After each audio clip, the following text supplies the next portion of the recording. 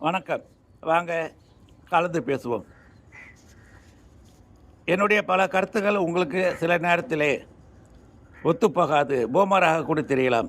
அதுபோன்ற நேரத்தில் நீங்கள் உங்கள் கருத்துக்களை பகிர்ந்தால் என்னை அது மேம்படுத்த உதவியாக இருக்கும். வாங்க தொடர்ந்து பேசுவோம். நாம் எல்லாம் மதசார்பற்ற ஜனநாயக நாட்டில் வாழ்கிறோம், உண்மைதானே? அப்போ மதசார்பற்ற நாட்டிலே பெரும்பான்மை மக்களுக்கு சிறுபான்மை மக்களின் உரிமைகளை பாதுகாக்க, அவர்களின் மத வழிபாட்டில் தலையிடாமல் இருக்க, அவர்களுக்கு உரிய சட்ட பாதுகாப்பை தர, அவர்களின் குரலை ஒடுக்காமல் இருக்க அனைத்து முயற்சிகளையும் எடுக்க வேண்டும்.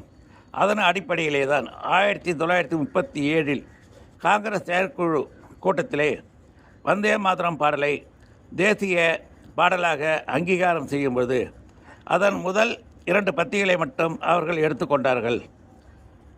திரு நேரு அவர்களும் காங்கிரஸ் தலைவர்களும் சொன்ன கருத்து 3-4 பத்திகளில் இந்திய திருநாட்டை இந்து கடவுளுடன் ஒப்பிட்டு பேசுவது பிறருக்கு சங்கடமாக இருக்கும் என்பதனால் அதனை நீக்கிவிட்டார்கள். இது அப்படியே இருக்கட்டும். இப்போ வாங்க, ஜூலை 30 இன்றைய மத்திய அரசு வந்தே மாதரம் பாடலை தேசிய பாடலாக மீண்டும் அங்கீகரித்து அதற்கு சட்டப்படி ஒரு விளக்கத்தை தந்திருக்கிறார்கள்.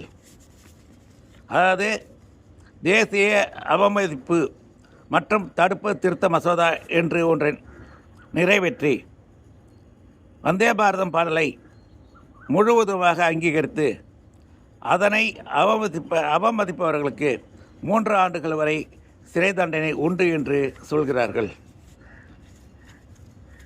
அதாவது, நான் கும்பிட்ற சாமியை நீ கும்பிடணும், நான் பின்பற்ற மதத்தை நீ பின்பற்றணும், இல்லை என்றால் 3 ஆண்டுகள் சிறை என்று நேரடியாக சொன்னால் என்ன பாதிப்போ அதே பாதிப்பு தான் இதற்கும் இருக்கும் என்று நான் நினைக்கிறேன். நீங்களும் அப்படி நினைப்பீர்கள் என்று நான் நம்புகிறேன். இப்பொழுது நான் மீண்டும் உங்களுக்கு ஆரம்பத்தில் சொன்னதையே நினைவுபடுத்துகிறேன். நாம் எல்லாம் மதசார்பற்ற ஜனநாயக நாட்டில் வாழ்கிறோம், உண்மைதானே? இதை நீங்களே சிந்தித்து முடிவெடுங்கள்.